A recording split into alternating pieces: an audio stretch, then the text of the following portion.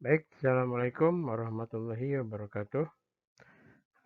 Kita berjumpa kembali di pertemuan ketiga ini. Jadi sebelum nanti kelompok kedua ya mempresentasikan hasil kajiannya dari topik yang saya berikan. Jadi seperti biasa saya dulu ya untuk apa namanya kita berdiskusi terkait teori gelombang mikronya ya.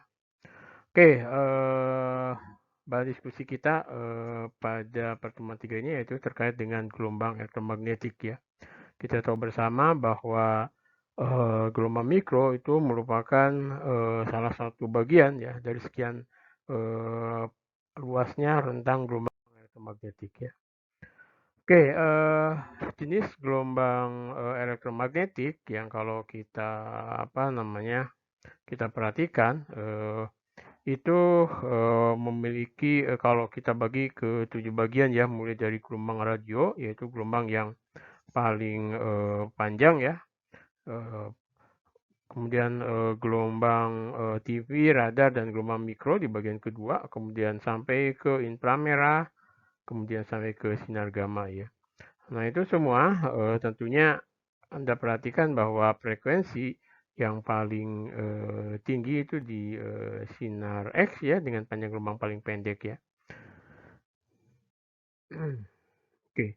Kemudian ini jenis-jenis aplikasi dari gelombang mikro ya, yaitu sebetulnya ada kaitannya dengan panjang gelombang ya gitu. Jadi semakin panjang gelombangnya semakin lebar atau panjang itu kaitannya dengan objek-objek yang besar. Tentunya untuk objek-objek yang kecil kita perlu panjang gelombang yang pendek ya gitu, yaitu mulai dari sinar X sampai gamma ray ya. Oke, walaupun gelombang mikro itu ilmu teknik ya, jadi di situ ada sistemnya dan sebagainya. Tapi kita sebagai orang fisika juga perlu mengetahui secara teoretik gelombang mikro itu kan tersusun dari persamaan gelombang elektromagnetik ya. Di situ ada gelombang listrik dan gelombang magnet. Yang kalau dalam persamaan gelombang berjalannya dan kita katakanlah dia sinusoidal, nanti seperti ini ya persamaannya. Di mana ini adalah E-nya menunjukkan gelombang listrik dan B-nya menunjukkan gelombang magnetik. Kemudian dia menjalar dengan frekuensi sudut omega ya, yaitu 2pi kali frekuensi. Kemudian dia juga menjalar kalau di sini ada tulisan Z berarti dia menjalar ke sumbu Z ya dengan bilangan gelombang K ya 2pi per lambda ya gitu. Oke, kita perhatikan persamaan diferensial gelombang elektromagnetik dan gelombang magnetik bisa kita nyatakan seperti ini ya. Jadi ini adalah persamaan ke sumbu Z dan kalau dia misalnya kita tulis dalam 3 dimensi, maka kita bisa menyatakan dalam persamaan nabla kuadrat ya atau divergensi dari curl ya ke E seperti ini ya. Dengan V kuadrat ini ada menunjukkan cepat rambat gelombangnya ya, yang sama dengan omega per K. Oke, kalau kita penyelesaian dari gelombang listrik dan gelombang magnet dari persamaan yang tadi kita tunjukkan, ini adalah seperti ini ya. Ini menunjukkan bahwa gelombang elektromagnet listrik dan gelombang magnet menjalar dalam 3 dimensi ya, dengan kecepatan frekuensinya, kecepatan sudutnya adalah omega. Nah, untuk kita melihat apa namanya karakteristik atau kelakuan dari gelombang elektromagnetik itu diturunkan dari 4 persamaan Maxwell ya, yaitu yang pertama persamaan menunjukkan divergensi dari vektor medan listrik itu sama dengan rho per epsilon. Ini menunjukkan adanya monopol muatan ya, jadi sumber muatan. Jadi seandainya sumber muatannya adalah rho atau muatan persatuan volume ya, seperti itu. Nah ini divergensi B sama dengan 0, ini menunjukkan tidak adanya sumber monopol magnetik ya.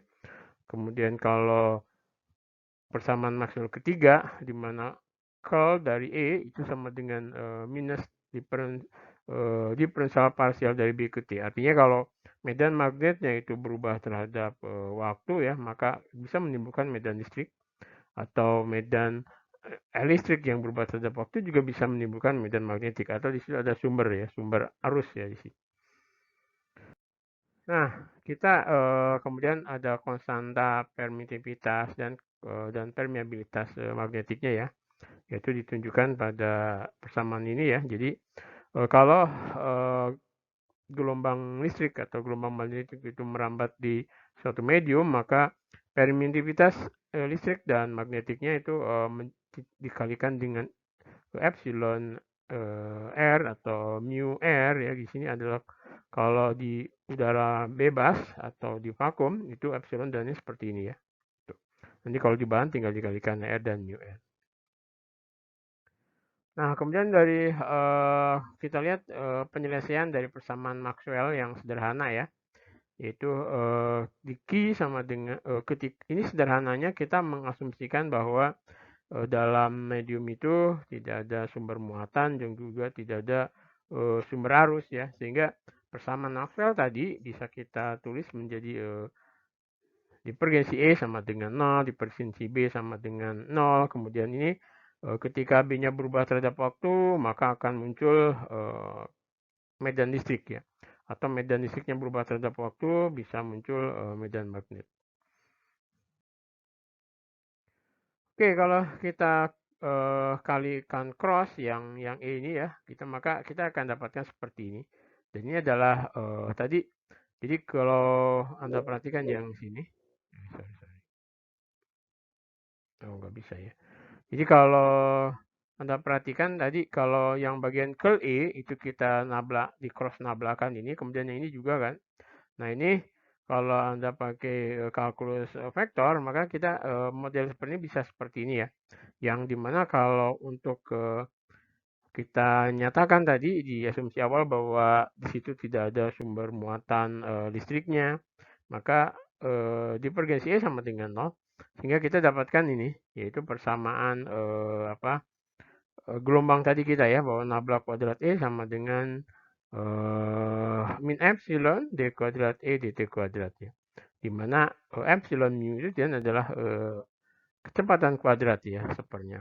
Kalau dihitung itu menjadi C 3 kali 10 pangkat 8. Nah, ini solusi dari persamaan ini adalah ini ya. Gitu. Bisa lihat dimasukkan.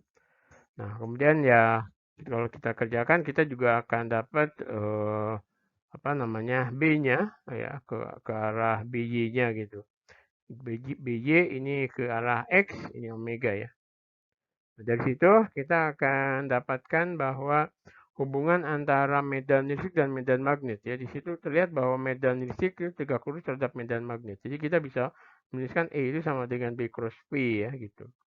Kalau Anda perhatikan bahwa komponen EX ini komponen Y ke B itu adalah EX per V. V itu kecepatan rambatnya ya. Jadi kita bisa lihat bahwa EX, EY itu saling, jadi medan listrik dan medan magnetnya itu saling tegak lurus dengan kecepatan V. Di sini gelombangnya merambat ke arah sumbu Z. Ya. Nah, kalau kita gambarkan model penjalanannya seperti ini kan. Jadi ya ini ke arah sumbu Z, ini ke arah X, maka B-nya ke arah Y ya. Seperti ini. Jadi ini adalah bahwa BY sama dengan X per V. Nah, tenaga gelombangnya itu tentunya ini adalah rapat energi gelombang elektrik itu setengah epsilon E kuadrat ya. Kemudian ini adalah rapat gelombang magnetik, ini ada seper mu di sini, kalau kelihatan ini seper mu B kuadrat. Nah, jadi rapat tenaga gelombang elektromagnetik itu merupakan penjumlahan dari rapat tenaga medan listrik dan medan magnet tentunya, yang kalau kita jumlahkan di sini, ini ada hubungan kan, jadi V itu sama dengan V kuadrat sama dengan seper epsilon mu, sehingga kita bisa menuliskan di sini. Anda lihat, ini adalah bisa jadi tenaga itu karena medan listriknya saja atau medan magnetnya saja. Ya, jadi satuannya joule per meter kubik. Nah, rapat tenaga rata-rata dari gelombang mikro itu kalau kita masukkan, ini kan akar rata-rata, Jadi rata-rata tenaganya itu kalau sinus kuadrat diratakan di setengah. Jadi ini adalah setengah amplitudo elektrik ya, dan plus juga setengah dari magnetiknya gitu. Oke, daya rata-ratanya ya sama ya, daya rata-ratanya kita seperti ini kan. Jadi tinggal daya rata-ratanya itu setengah dari B kuadrat epsilon kali V per mu, atau setengah F amplitudo kuadrat dari medan listrik kalikan kecepatannya. Dayanya adalah watt. Nah, ini yang terukur di gelombang mikro ya. Jadi di gelombang mikro itu yang terukur adalah dayanya, kemudian maka medan listrik dan medan magnetnya bisa kita hitung ya. Nah, contoh kasus, misalkan di sini ada satu gelombang mikro di udara menjalar ke arah sumbu Z ya, dalam suatu ruang YZ, mempunyai daya gelombang mikro 100 watt dan panjang gelombangnya 10 cm. Tuliskan komponen medan listrik dan medan magnetnya. Nah, karena kita sudah tahu dayanya, kemudian juga panjang gelombangnya kita tahu, dan dia misalnya merambat ke sumbu Z, maka kita bisa menghitung komponen medan listrik dan medan magnetnya, yaitu oke ya. Jadi di sini kecepatannya adalah 3 kali 10 pangkat 8, maka kita bisa menentukan K-nya. K-nya itu 2 pi per lambda. Di sini kan lambdanya sudah tahu juga 10 cm. Tinggal dihitung ya, namanya radian per meter. Kemudian kecepatan sudutnya adalah 2 pi kali frekuensi ya. Kalau kita sudah tahu panjang gelombangnya, kita juga tahu frekuensinya ya, yaitu kecepatan dibagi panjang gelombangnya. Nah, dari situ maka kita juga punya persamaan bahwa tadi daya rata-rata itu sama dengan setengah dari epsilon C E0 kuadrat ya gitu. Sehingga E0-nya ketemu ya gitu. E0-nya ke sini ya. Jadi 8,85 ya kali sekian, dapat sekian. Kemudian B0-nya ini juga E0 per C kan tadi. Ini ke arah X ya, di sini E0X, kemudian ini adalah BY-nya. Sehingga kita dapatkan EX dan BY-nya. Oke. Jadi seperti itu kalau Anda perhatikan bahwa dengan kita tahu daya, maka kita juga bisa menghitung komponen medan listrik dan medan magnetnya dari dalam penjalanan gelombang mikro ya, seperti itu. Oke, mungkin untuk pertemuan ketiga kita cukup sampai di sini. Kita lanjutkan pertemuan minggu depan ya. Minggu depan tolong Anda baca terkait dengan pandu gelombang ya, yang akan kita bahas ya, lebih lanjut. Oke, terima kasih. Assalamualaikum warahmatullahi wabarakatuh.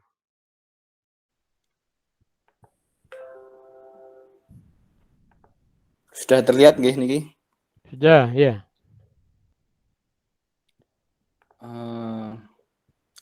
Halo, bismillahirrahmanirrahim. Assalamualaikum warahmatullahi wabarakatuh. Waalaikumsalam. Bentar, saya manggil dulu teman saya yang satunya. Halo, Alfiah nih, hadir. Halo Mas. Oke. Makasih. Oke, di sini aku sama Alfiah, kita berdua kan kemarin kita dapat di kelompok 2, kami dapat jatah bagian mempresentasikan energi gelombang mikro.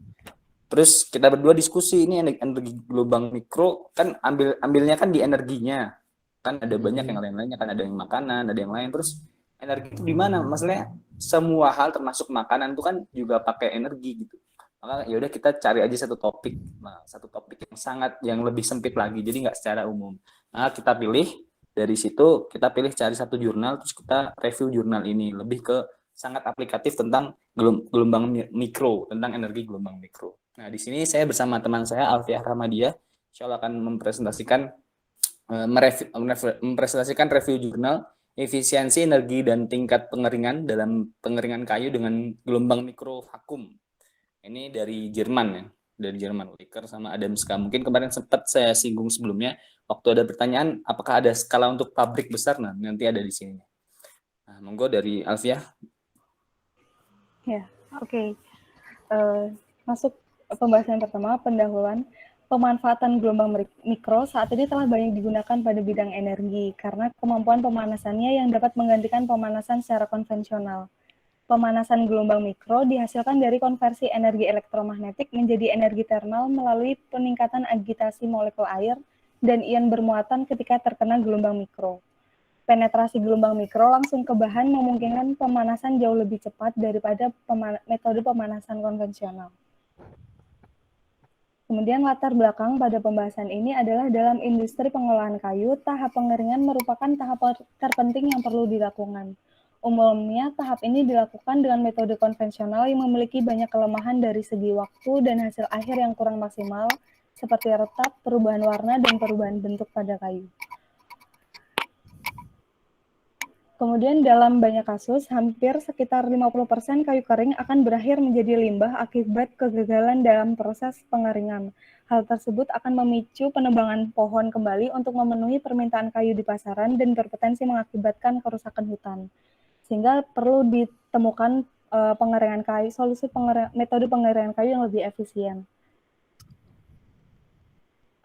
Sebelum pembahasan lebih jauh, kita ulas terkait metode pengeringan kayu sebagai gambaran mengapa metode dengan penggunaan microwave ini dipilih karena lebih efisien. Yang pertama adalah pengeringan secara alami. Pengeringan ini dilakukan dengan memanfaatkan suhu atau radiasi matahari di lingkungan sekitar kayu. Metode ini memiliki kelebihan karena murah dan tidak membutuhkan tenaga ahli. Kemudian juga tidak memiliki batas jumlah kayu yang akan dikeringkan. Namun, metode ini memiliki kelemahan karena memerlukan waktu yang lama dan memerlukan lahan yang luas. Dan juga susah untuk mengatasi cacat dari kayu yang dihasilkan. Kemudian, yang kedua adalah pengeringan secara konvensional. Pengeringan ini menggunakan uap air panas yang didorongkan ke dalam ruangan dan disirkulasi oleh kipas ventilasi di dalamnya. Metode ini memiliki kelebihan karena waktu pengeringan lebih singkat dan kelembapan juga sirkulasi udaranya dapat diatur, namun memiliki kelemahan karena biaya mahal dan hanya cocok untuk industri dalam skala besar. Kemudian ada pengeringan dengan metode dehumidifier. Pengeringan ini dengan mendaur ulang suhu udara panas di dalam ruangan pengering untuk berputar kembali melalui sela-sela tumpukan kayu. Kelebihan dari metode ini hemat energi panas karena mendaur ulang uap panas yang telah dikeluarkan. Kemudian kekurangannya adalah harga peralatan lebih mahal dan hanya untuk kayu yang bervolume kecil. Kemudian juga ada pengeringan dengan metode vakum, yaitu pengeringan pada ruangan vakum dengan tekanan di bawah tekanan atmosfer. Kelebihannya adalah memperkecil risiko perubahan warna dan mempersingkat waktu pengeringan. Namun memiliki kelemahan karena biaya yang cukup tinggi dan tidak cocok untuk kayu yang memiliki kadar air yang tinggi. Dan ini ada pengeringan dengan metode frekuensi radio vakum, yaitu kombinasi pengeringan vakum dengan gelombang radio. Gelombang radio mencapai bagian dalam kayu, energi akan ditransfer dari dalam ke sekitarnya karena efek konduksi panas. Kemudian energinya akan digunakan untuk melepaskan kadar air dalam kayu.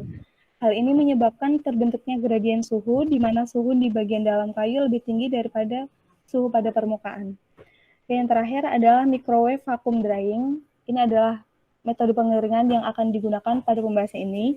Ini adalah kombinasi pengeringan vakum dengan gelombang mikro. Berlangsung dalam 3 tahapan, yaitu tahap pemanasan dengan laju pengeringan yang cukup cepat, dilanjutkan tahap pengeringan dengan laju dan suhu konstan, dan yang ketiga tahap pengeringan dengan laju menurun. Nah, pengeringan dengan kombinasi gelombang elektromagnetik akan membutuhkan waktu pengeringan yang lebih cepat, kualitas pengeringan yang lebih baik, meminimalkan tendensi perubahan warna, meratakan distribusi air pada kayu, serta efisiensi penggunaan energi yang lebih baik. Namun dilihat dari panjang gelombangnya, gelombang mikro memiliki panjang gelombang lebih pendek dan lebih seragam dibandingkan dengan gelombang radio. Oleh karena itu, gelombang mikro mampu menghasilkan intensitas energi lebih tinggi yang dapat mendorong pengeringan kayu yang lebih cepat. Nah, tujuan dari pembahasan ini adalah untuk mengukur efisiensi energi pengeringan microwave vakum dan untuk menemukan ketergantungan efisiensi energi.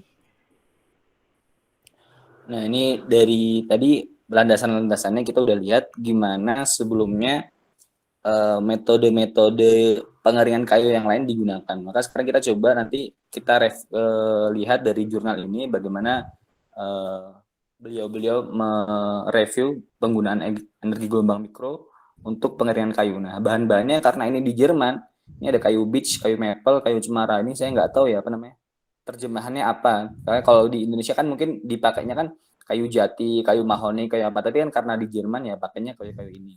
Terus, nah skema alatnya seperti ini. Jadi nanti ada secara garis besar ada dua alat ya. Ada alat yang besar. Ini kan pilot scale, jadi skala yang besar. Ada yang laboratory vacuum microwave clean. Jadi ada alat yang kecil. Nanti yang kecil ini, yang skalanya laboratorium ini, dia pakainya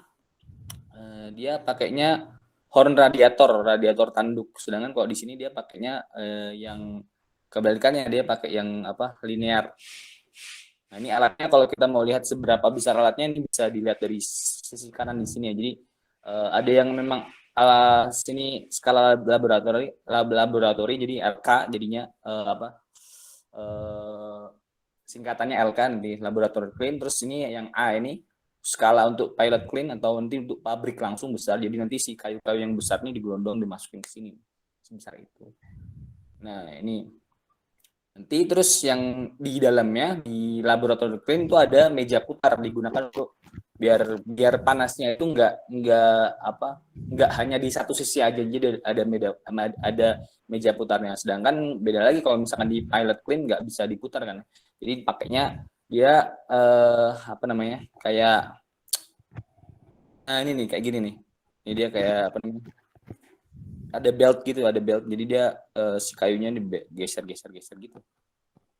Nah terus ini itu tadi ya, ada radiator linear, ada radiator tanduk. Nanti yang si ininya pakai radiator tanduk, sedangkan ini pakai radiator linear yang skalanya yang besar.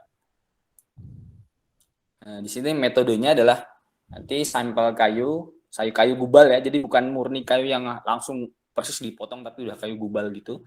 Kayu beech, cemara, sama maple pada berbagai ukuran dan kadar air awal yang berbeda, itu digunakan dalam eksperimen. Sampel beech dan maple dipotong dari kayu yang tidak mengandung inti kayu.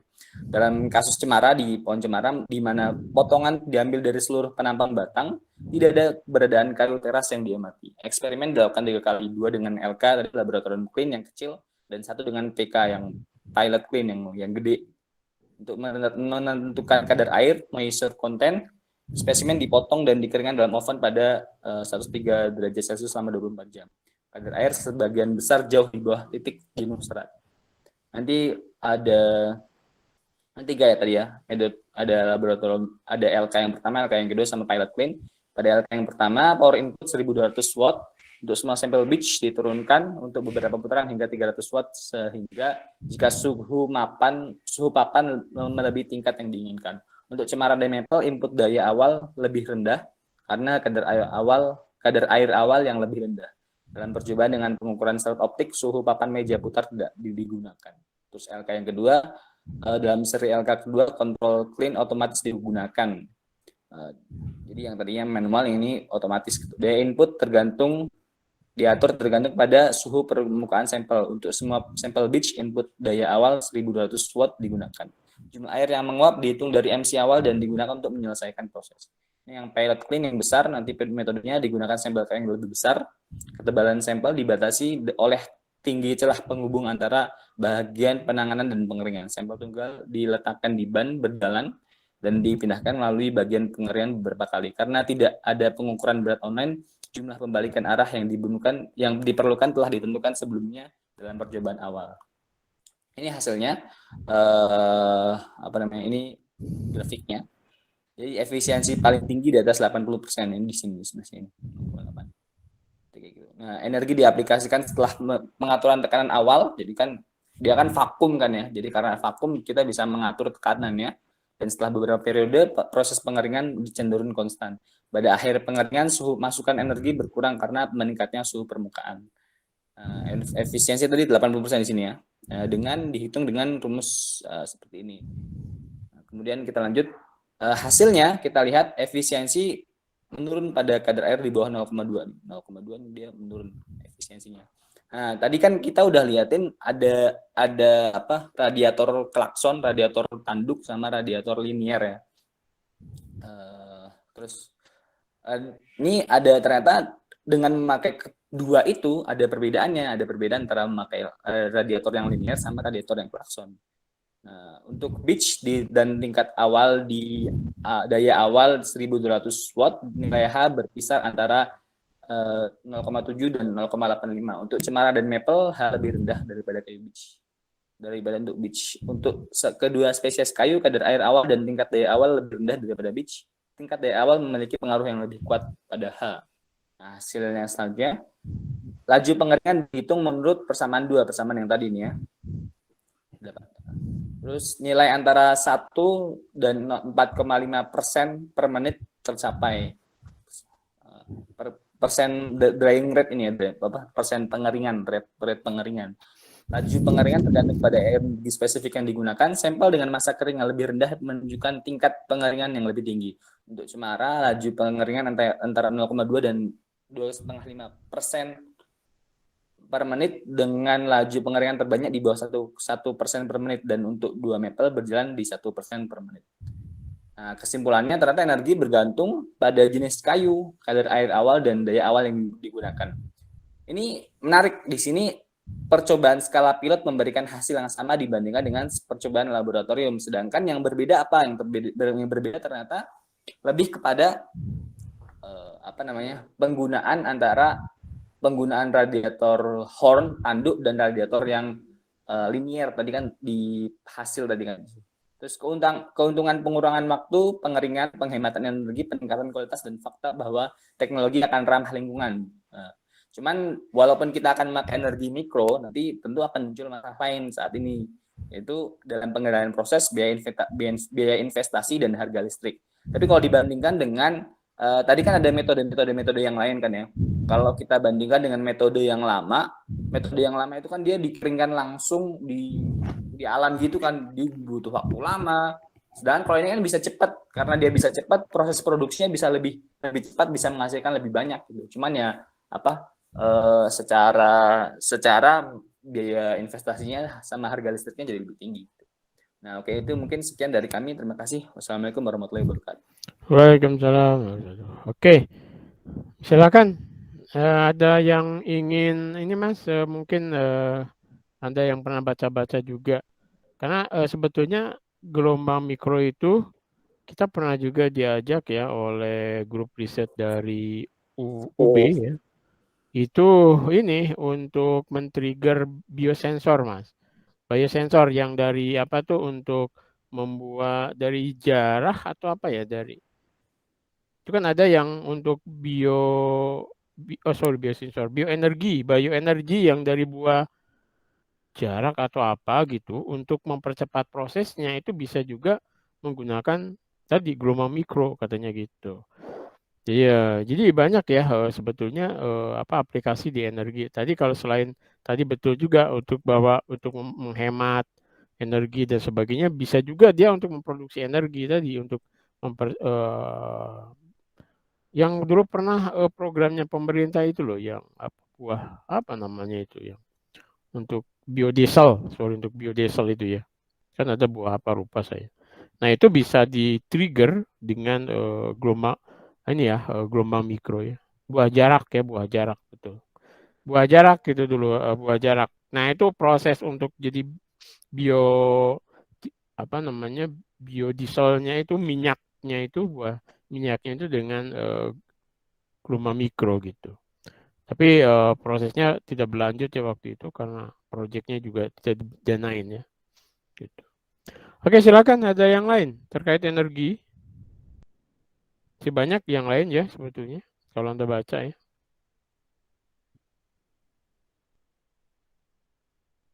Halo?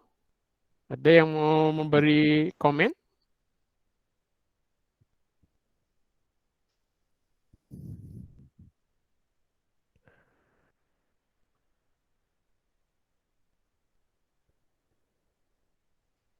Oke, tidak ada.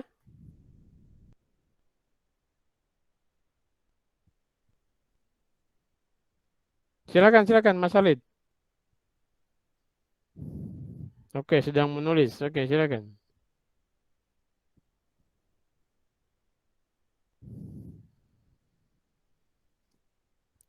Kalau Anda langsung nanya aja, kenapa? Oh, oke, mikrofonnya sedang error. Ya, silakan.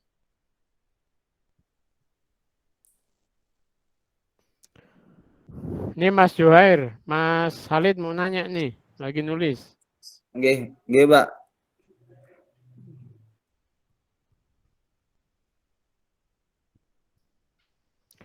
Oh iya, mata kuliah kita itu sekarang ini lagi kita ini kan untuk yang namanya metode apa pembelajaran itu ini loh, kelompok project learning, nah, via PIP Classroom ceritanya gitu. Nah, makanya nanti ya diharapkan sih em, kuliah kita ini apa namanya selain tadi saya misalnya klasikal memberikan teori ya, juga kita harapkan keaktifan Anda untuk tadi dari topik itu bisa membawa ya menambah pengetahuan kita ya, karena Anda kan bebas tuh mencari literatur itu yang disebut dengan flip classroom itu ya. Jadi Anda bebas mencari kan Anda tuh bekerja sama dengan rekan Anda untuk mencari topik kan di yang diberikan oleh saya tadi. Kemudian Anda nanti mempresentasikan. Nah, nanti juga mungkin ada teman Anda yang ya kita saling berdiskusi gitu ya. Itu pengennya gitu, Mas. Ya.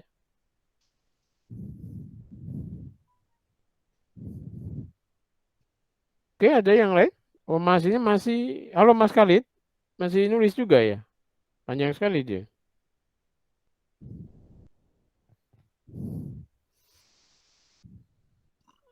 Oke, itu sumbernya pakai apa tadi Mas? Sumber sumber apa namanya gelombang mikronya? Pakai apa? Sebentar. Pakai Sebutannya magnetron. magnet ya, magnetron. Magnetron. Ya, itu Magnetron tuh kan nanti kan moncongnya itu loh, Pak. Moncongnya itu ada yang linear, ada yang tanduk. Nah, ini ya. menarik di hasil apa? Di hasilnya itu disebutkan ada perbedaan antara menggunakan yang linear ataupun dengan yang tanduk. Itu beda hasilnya. Sedangkan kalau secara skala, ternyata kalau pakai skala yang besar sama skala yang kecil sama aja hasilnya gitu. Menarik banget sebenarnya di situ, Pak. Ya, ya. Oke, ini ada pertanyaan dari Mas Halid nih. Berarti kendala dari alat tersebut masih pada harga investasi alat dan pemakaian daya yang tinggi. Lalu kemana arah riset tersebut dalam pengeringan industri kayu? Apakah alat tersebut sekiranya mungkin untuk digunakan untuk pengeringan berbagai jenis kayu di Indonesia? Itu Mas, kelihatan ya? Oke, saya sudah baca juga pertanyaannya. Nah, ini menarik Oke. pertanyaannya. Kan masih kendalanya masih di seputar investasi alat sama harga yang tinggi ya, daya yang tinggi. Terus gimana arah risetnya? Sebenarnya ini tahun lama ya, ini 2004. Udah lama banget ini. Tapi itu jadi satu dasar untuk kemudian perusahaan-perusahaan besar bisa mengaplikasikan ini. Banyak kalau di Indonesia sendiri pengusaha-pengusaha kayu, kalau kita cari, kalau saya kan kemarin sempat searching di YouTube juga termasuk kan. Di YouTube itu malah preferensi mereka daripada pakai alat mending langsung aja alami. Kenapa kalau di Indonesia lebih preferensi alami aja daripada pakai alat? Karena di sini kita melimpah ruah dan bisa langsung ngejemur gitu. Beda Ya, kalau di Eropa. tenaga mataharinya ya yang banyak di kita ya. Kalau di Eropa kan beda lagi, dia kan di Jerman kan ya. Kalau di Jerman maka mereka pengeringannya langsung pakai harus di dalam pabrik, dan itu ini banget berguna banget buat mereka. Gitu sih kurang lebih.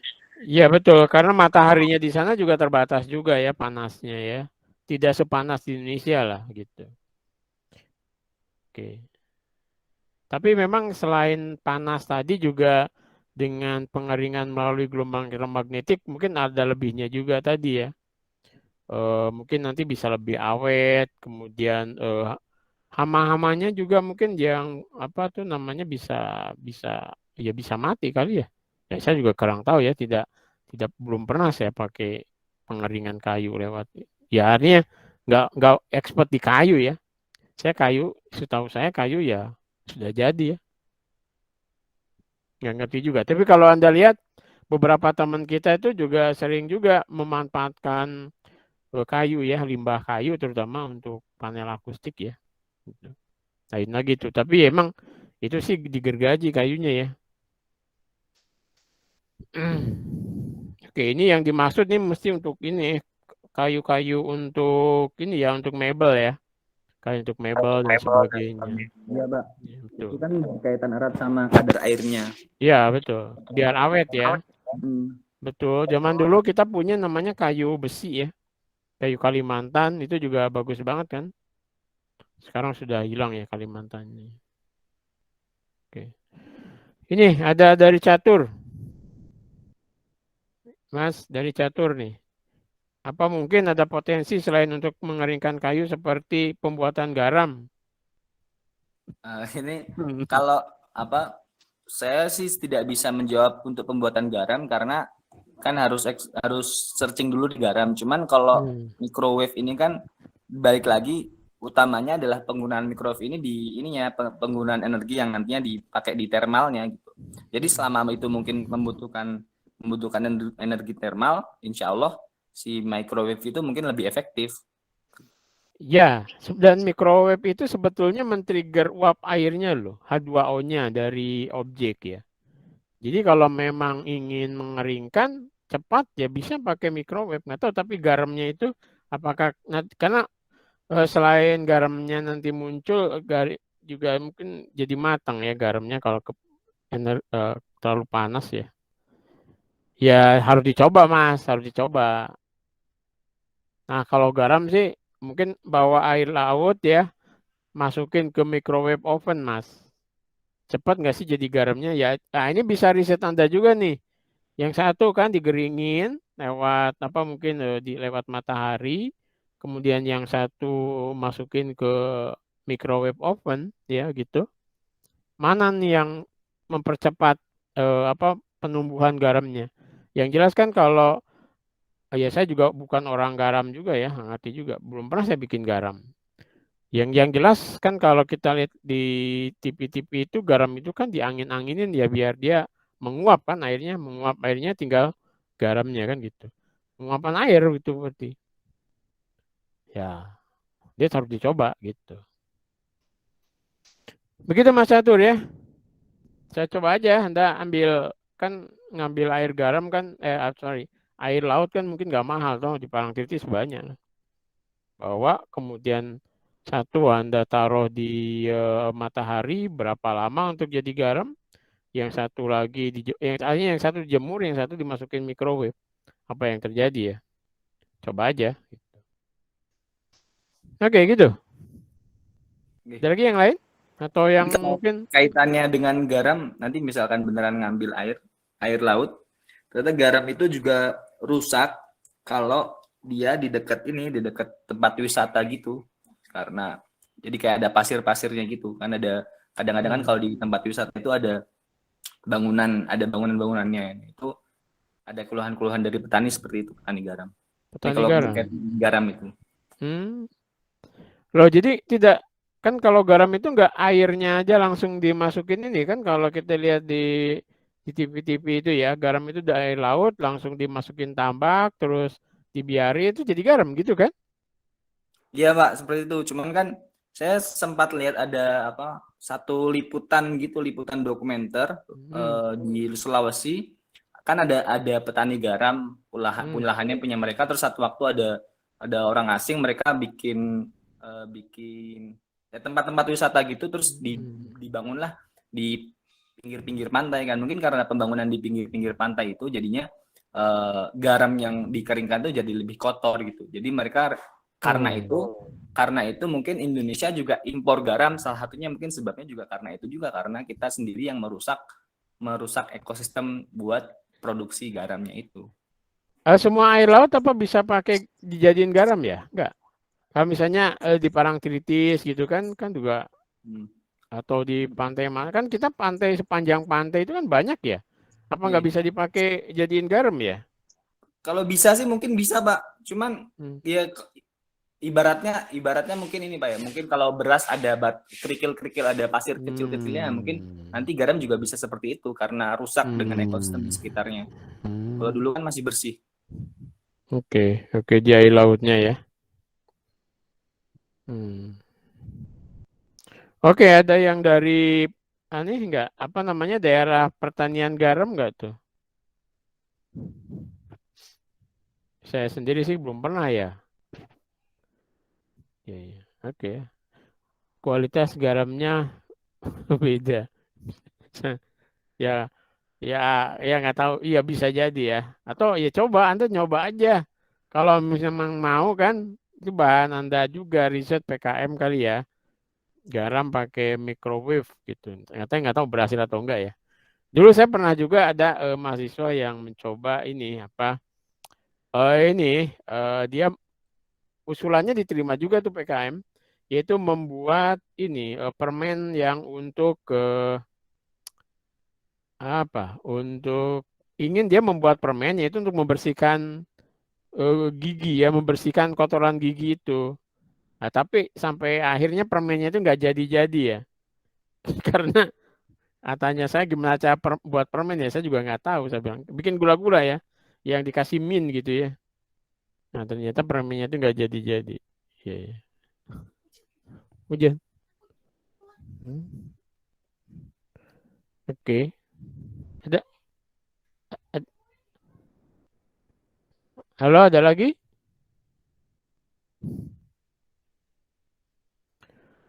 Oke, kalau tidak ada, terima kasih ya. Tadi yang presentasi kelompok 2 Mas Juhair sama Mbak Alfia ya. Kita lanjutkan minggu depan ya. Oke. Oke, kalau tidak ada, kita tutup saja kuliah kita hari ini ya. Kalau ada yang belum absen, silakan.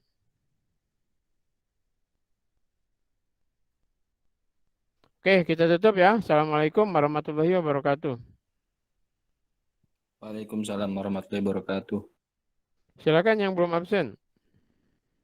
Atau yang nanti di PS-nya 1 bisa minta ke saya untuk absen.